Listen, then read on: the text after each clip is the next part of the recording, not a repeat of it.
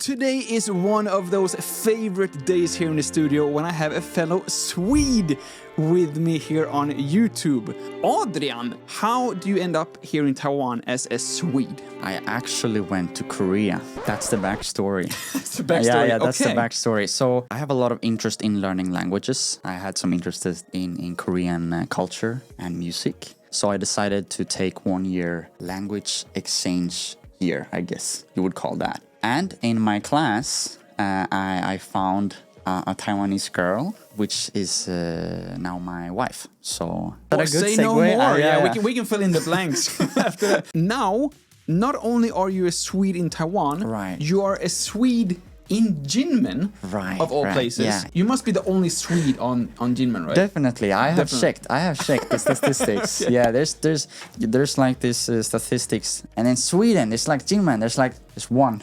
That's one, and that's you. One. That has to be me, right? Represent them. So I have heard that I am an ambassador. Ambassador, the Kinmen ambassador. Yeah, well, the Swedish representative of Kinmen, right here. Yes. Thank you, everybody. Thank you. It's nice to be here. So what are we gonna? That's amazing. Yeah, you have my vote for sure. You're in Korea. How do we end up from like studying Korean in Korea to now in Taiwan? We were thinking a bit if we were going the Swedish route, because we obviously want to live together, right? We found that the Taiwanese way of me moving to Taiwan is quite easier. Process will be much quicker because Sweden has, it can be quite difficult. You have to wait a lot of years. Yes. A lot of paperwork. And it's like years. Like we're talking years. Yeah, it's just for them to start working.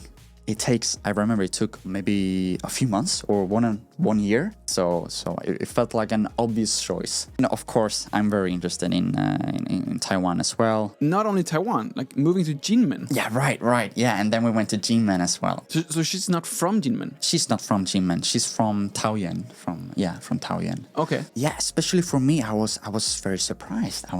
It was a bit closer to the Swedish life, if I'm gonna be honest. Combines a bit more nature with, a bit more calmer life. Not too much vehicles and so on. So it was, yeah. We should also point out that you're not from Stockholm in Sweden. Like right. You are basically from the Kinmen of Sweden. Yeah, right. So that's a good point because, my hometown is a small island outside of Gothenburg. It was very fitting for me to move to another island. I feel more at home. I like when there's ocean around me.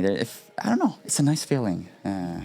When I came to Taiwan, I remember looking from the airplane and I was like, there's skyscrapers everywhere. For me, those apartment buildings feels like skyscrapers. But it felt. Yeah. Now it feels a bit more normal. Yeah. But at that time, I felt like, wow, there's not a single like small house as in Sweden. It's just all in my head skyscrapers. The normal level is like 6 floors or like 7 if you're doing illegal rooftop on top.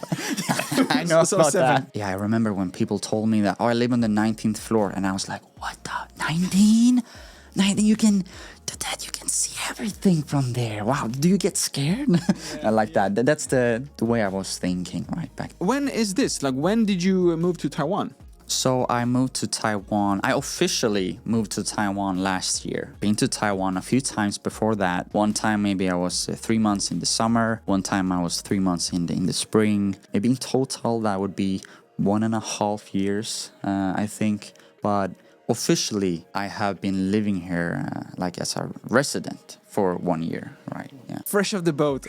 How much did you know about Taiwan before coming here? Like, what did she tell you? And did you know anything about Taiwan before you met her? I didn't know too much about it. In Korea, there's quite a lot of, I don't know if I can say quite a lot, but there's some restaurants that serve Taiwanese food. One was close to our university, and they also have some bubble milk tea shops, right? Oh, nice. And both of them, my wife said, it's not really the correct taste, but I thought it was very, very nice, very, very nice. So that was like how she got you with like the Taiwanese culture. It's like, we moved to Taiwan, you can get even better bubble milk tea. I mean, you hit the cherry on the pie. And speaking about cherry on the pie or cherry on top, if you're not familiar with that English expression, then you can get free English classes from the sponsor of today's video, Funday. I actually just wanted to see if you've taken advantage of those free Funday classes yet. If not, then this is the reminder that Funday, which is my favorite English learning platform here in Taiwan, is offering you free Funday classes. All you have to do is to click the link down in the description and use my personal coupon code Lukas. And a class with Funday is just as fun as it sounds. You will have a real live online class, and you can choose to attend classes every single hour between 6 a.m. and 2 a.m. Taiwan time, and the classes are always super interesting about a specific topic and in your own specific difficulty level as well. And in addition to this, if you do prefer to study more at your own pace, you can check out their countless different other resources as well, such as reading different news articles with an integrated dictionary, or even doing a mock TOEIC test to really put your English skills to the test. Regardless, please do check it out for yourself by clicking the link down in the description and use my code Lukas for that special offer. And I'm 100% confident that you will find tons of different Funday classes that are right for you. And speaking about a fun day, let's continue having a fun day and continue watching the rest of this video. I am from Sweden, obviously, so I know quite a lot about the differences between like Sweden and Taiwan. And I think by now, I hope my audience also know a lot of things about Sweden. But I wanted to take this opportunity and get your perspective for someone who has now like officially moved here like 2024. What is like the biggest difference for you? Because like you've grown up in the smartphone era. You have it so easy. Right, Kids today have it too easy. Right. I think we have to separate Kinmen, right, and Taipei or Taoyuan. In Taipei and Taoyuan, it's very convenient, right, with your smartphone, the bus, the transportation system. On Kinmen, on the other hand, it's a bit different. They have their own app. They have their own bus app. For the one bus. No. There's quite a lot of buses. There's like one phone number to the one bus driver that you have. I would say for an island like that, coming from an island myself, I would say the bus app is quite advanced. Can see when it's about to arrive and the next one, it's very clear. It's pretty much the bare minimum what I would expect of a bus app. They have made their own map, which is, I mean, that's cool, right? Okay. And they have shown I think it's up to like 20 buses, different areas and routes. To answer your question, I think everything has been very smooth. Recently got our first McDonald's. Right? A few years, I read about this. 2 years ago. You say you recently got your first McDonald's. The McDonald's was there before you were there. It was. Hold on. The first time I arrived, that was the grand opening of the McDonald's. There was a big line. We're talking big line. Okay. Outside of McDonald's. It was exciting. I mean, if a McDonald's would be on my tiny island back in Sweden, everybody would freak out. What do you do on Kinmen as like a resident there? Can only speak on behalf as a foreigner who arrived 1 year ago. Take that in mind. The more I explore, the more I realize how lovely it is. We went to this, it's called Hohu Beach. It was like there was showers, palm trees, and like a big sign. Just that, as a Swedish person, that is very exotic. Having this crazy big beach. It's a little surprising feeling not more people go there. Kinmen has a very intense history of military. I think a lot of people know about this. A lot of people which I meet in Taiwan have served there 2 years or 1 year, depending on when they were born, on Kinmen. A lot of different buildings and sites connected to military, a lot of caves. I think that's a big attraction on Kinmen. Very cool.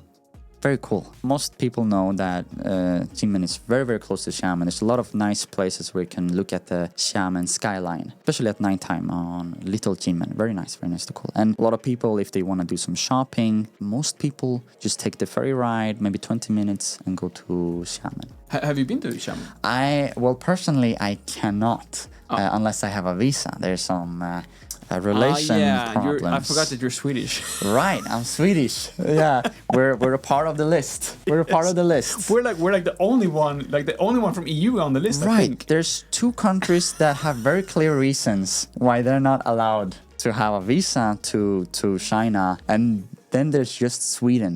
How is it with like food or other kinds of like cultural events? Is there any like difference that you recognize now already after like only like 1 year there? Mostly, I feel it's quite similar to Taiwanese restaurants. On Taiwan, the Taiwanese island, right? I know though there's some specific foods that mostly are found on Kinmen. I think Kinmen is famous for its Nyoro Mien. They sell cow milk from Kinmen. Okay. Right. Oh, wow. Also the peanut candy. The peanut candy. Is that Penghu? Maybe Penghu also has that. But I know But is that Kinmen has, but it's quite famous for its peanut candy. Yeah. You have not mentioned Gaoliang. I have not. I just remember. Yeah, that it's like the elephant in the room, right? Yeah, the liquor. There's a lot of shops where you can buy the Gaoliang liquor. Don't take this the wrong way, but yeah, sure. Any plans on leaving Kinmen to Taiwan or like to mainland Taiwan? Right. Or are you like happy with the life in Kinmen? I'm very happy with my life on Kinmen. Of course, I mean I don't know how the future will pan out. If there's, of course, maybe I have job opportunities in Taiwan, mainland Taiwan. But right now, I'm very comfortable living on Kinmen. I really like it. I really, really like it. I think it has a different lifestyle. It's much more easier to take walks. Maybe as a European, walking is a little bit more common in our day-to-day life. I think I can say that. So, able to take walks and having like these parks very close is also a nice blessing. That was my next question. Like, what is your favorite thing about Kinmen? And what is your favorite thing about like mainland Taiwan that you kind of wish that Kinmen also had? Now when you do have a McDonald's, finally. Yeah. Closeness to nature, I think. Of course, living on an island limits where you can go, but it also makes everything a bit easier. That everything is so close. A very ignorant question now for someone who has lived in Taipei their whole adult life. How convenient is it to like order things online, like 24 PC Home? Because I always see that it says like it's free shipping entire Taiwan except like Lidao's, but is it like, can you still get anything you want? It's just like it's more expensive. You have to pay for shipping, or are there a lot of things that just cannot be delivered? You hit a very good point here. I think everything you mentioned, there's a truth in it. So some parts very easy, but the shipping cost is the same. Some parts they just won't send. They're like, Kinmen, sorry, we're not going there. I mean, that's both like bigger companies like IKEA. They're like, no, we're not doing that. Really? Yeah. You have to like go. Nothing. Nothing. Now, when I mention this, I need to look up how it looks for the Taiwan shop.tw because I haven't not actually set up this. That is a great question. I don't even know if my own company ships to Kinmen actually. As we're mentioning this, promise that if you want something from my store, I will make sure it gets delivered. I will deliver it personally if I have to. That is wonderful news. Thank you very much. So just let me know if anyone from Kinmen wants to order something. Reach out and let me know, and I'll see what I can do. Yeah.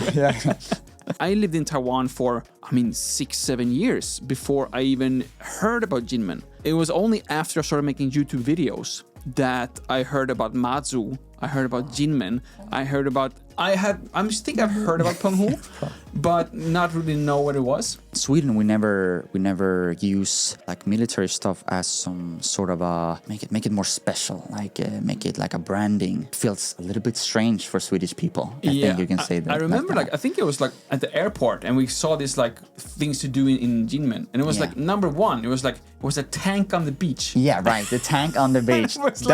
like this would be like the last thing that I would be promoting if I would be like the tourism bureau. But it's really cool. Yeah, once you get used to it, I mean, for me, I understand now that it's a part of history, and you visit all these places that has a deep connection to the history. Old forts and tunnels and lookout sites for Xiamen. There's a lot of different lookout sites, for the old times, when there was war and stuff like that. So now I understand. But as a person coming there, it was a big shock to me. Like, whoa, machine gun, and here's a rocket launcher. Here's an anti-air machine gun. It's quite different from the Swedish thinking. But of course, it has something to do with the history. So it makes sense. How big is Kinmen in terms of like 7-Elevens? Are we counting Family Mart? Are we counting Family Mart? Fine. I think for this one time we count Family Mart. I found 20 all in all, or maybe 15, and then adding the Family Marts, maybe we're like maybe 30, 40. That's the impression I have. Oh wow, okay. I need to fact check this. Yeah, fact check that, because when I drive, it's way like more than it's one there. Okay, I would say at least 20, at most 40. And of course, if you want to know more about Kinmen, you can of course contact the Swedish representative of Kinmen, of course, Adrian. Yes. And if you haven't done so already, please also subscribe to the Swedish representative of the Taiwan shop. That's TW at least. And of course, subscribe to this channel and like this video if you haven't already. Thank you all so much for watching. My name is Lukas. Starts with L as in like, ends with S as in subscribe. Please do both, and see you all in the next one.